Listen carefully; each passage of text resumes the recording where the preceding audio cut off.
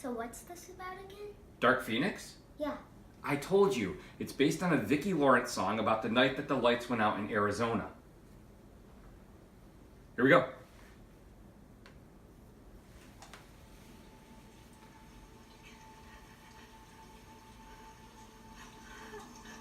Why did you make me do that? Look at me. Focus on my voice. I'm not giving up on you, Jean. She was my friend. You're my family, Jean. Stop, no matter what. Stop.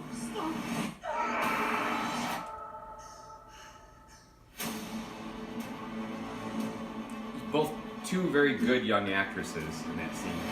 You're special, Jean. And if you stop fighting that force inside you, if you embrace it, you will possess the very power of a god.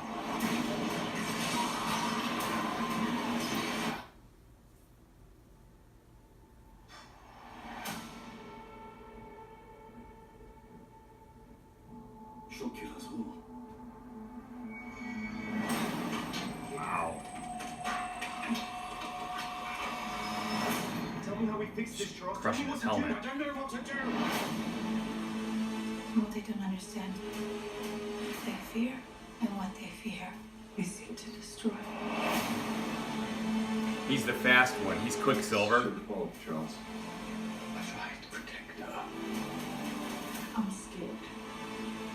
When I lose control, bad things happen to people I love. The girl dies. She's still Jean. We can still help her. Sometimes you want to believe people are something that they are not. And every time you realize who they are,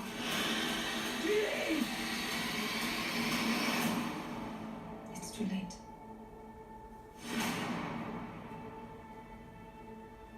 Her eyes look cool like that. Her eyes look cool.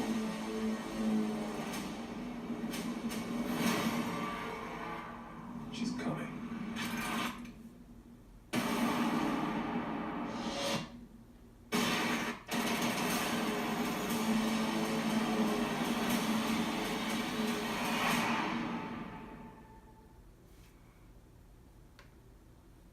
Okay. All right. Now you don't have a lot of background with the X-Men films, but what did you think? I think that she's obviously very powerful. Mm-hmm. I don't really know if I want to go see it though. I'm still like.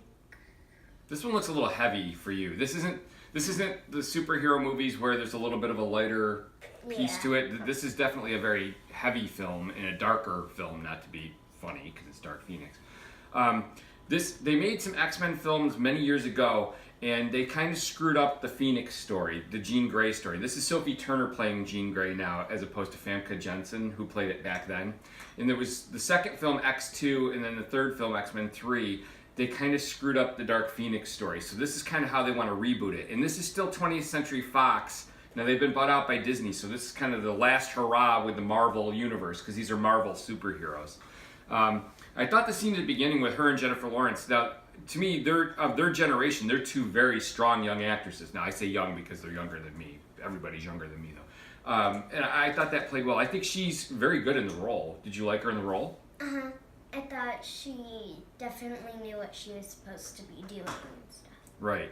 And she, you're right. She's very powerful. She shows that with Magneto. She shows it with all the characters because she seems to be able to, no matter what powers the other characters have, she seems to be able to overpower them. The question will be whether when they all come together, whether they can take her on or not. I think the film looks good, actually. I'm surprised this is even going to see the light of day because there was some talk as to that it wasn't going to, because now that Disney had bought out this universe. And the timeline doesn't quite sync up with the Disney, like the Avengers. Because Quicksilver's in there, but in the Avengers timeline, he perished in one of the films. So it is a little different. What did for you, yummy or crummy? Because, like I said, you don't have a big background with the X-Men films. They're a little darker. Edible. Edible for you? Yeah, as a trailer for me, I think it was a yummy, and the film actually looks promising, more promising than I thought. I thought the trailer worked well, though. So I'm looking forward to I'm gonna go see it. I don't think I'm gonna take you and Colton. I think it's gonna be a little too dark for you guys. All right.